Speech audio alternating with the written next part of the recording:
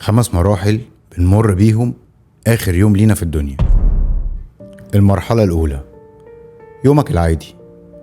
تبدأ يومك كالمعتاد وتشرب قهوتك وتروح شغلك وتعمل يوم روتينك العادي وانت ما تعرفش انه ده آخر يوم ليك في حياتك. في اليوم ده بتبدأ الملائكة بالنزول استعداد للحظة الموعودة. والملائكة في اليوم ده نوعين، ملائكة الرحمة وملائكة العذاب. بيحوطوك وبيختلفوا في أمرك لحد ما بيجي ساعة وفاتك وينزل ملك الموت عشان يقبض روحك. المرحلة التانية خروج الروح. في لحظة معينة بينزل ملك الموت ويبدأ يقبض روحك تدريجيا، ابتداء من القدم وبعدين الكعب وبعدين الركبة وصولا للخصر. ساعتها بتحس كأنك بتغرق في غيبوبة وجسمك حرارته بتبرد تدريجيا وأطرافك بتفقد الإحساس بالحياة والقلب بتقف ضرباته. المرحلة التالتة التراقي. الروح بتوصل للترقوة، ودي لحظة الوعي الصعبة لما تحس ان الروح بدأت توصل للترقوة. وهنا بتصف الآية الكريمة اللحظة دي بمنتهى الدقة: كلا إذا بلغت التراقي. وهنا الملائكة بتسأل من راق؟ يعني مين اللي هياخده مننا، ملائكة الرحمة ولا ملائكة العذاب؟ الناس حواليك مش مستوعبين المشهد وفاكرين ان هم ممكن ينقذوك، لكن ربنا سبحانه وتعالى وصف المشهد ده بدقة في قوله تعالى: فلولا إذا بلغت الحلقوم وأنتم حينئذ تنظرون ونحن أقرب إليه منكم ولكن لا تبصرون. هنا الناس اللي حواليك مش مدركين ان انت بدأت تشوف حاجات هم مش شايفينها. وهنا رغم كل الناس اللي حواليك دي، لكن ربنا هنا بيقول لنا ان الله وملائكته أقرب إليه منكم ولكن لا تبصرون. انت هنا بدأت تدرك انك على وشك الموت، لحظة صعبة وصادمة، شعور يفوق كل التجارب، لانك في اللحظة دي بتفهم وتصدق حقيقة الفراق.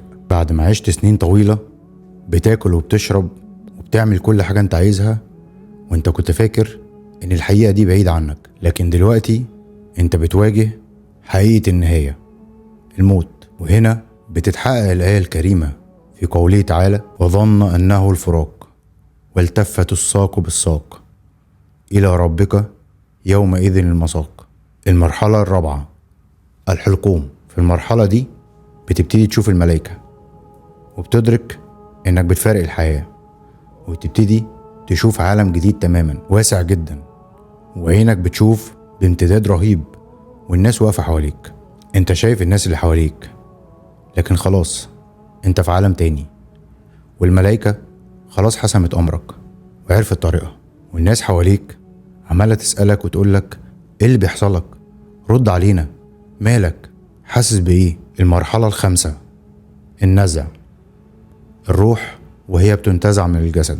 اول نوع المؤمنون، وهنا بتتولى ملائكة الرحمة قبض روحهم وترفعها للسماء وبتحتفل بيك وبتقولك البشرى وبتناديك بأحب أسمائك، وبتشوف من النعيم والسرور اللي بيطمن قلبك ويثبتك. تاني نوع الكافرون والمنافقون، ودول بتتولى ملائكة العذاب نزع أرواحهم وتتلقاها بالشدة والوعيد، وبتقفل في وشها أبواب السماء وتلقى في الأرض لتنال من الويل والعذاب. وربنا سبحانه وتعالى وصف المشهد ده في كتابه الكريم وقال: والنازعات غرقا والناشطات نشطا والسابحات سبحا. الغفلة عن الموت خطيرة جدا، لأنها بتخليك تعيش حياتك وتنسى انك ممكن تقابل ربنا في يوم من الايام، لكن الموت هيخطفك في لحظة.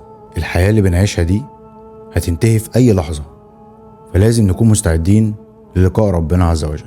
فياريت نعمر قلوبنا بالوعي والطاعة عشان محدش مننا ضامن عمره. اللهم اجعل اخر كلامنا في الدنيا لا اله الا الله محمد رسول الله. فاللهم احسن خاتمتنا، وما تنسوش تعملوا شير للفيديو وتذكروا بيها غيركم وتشاركوني الأجر.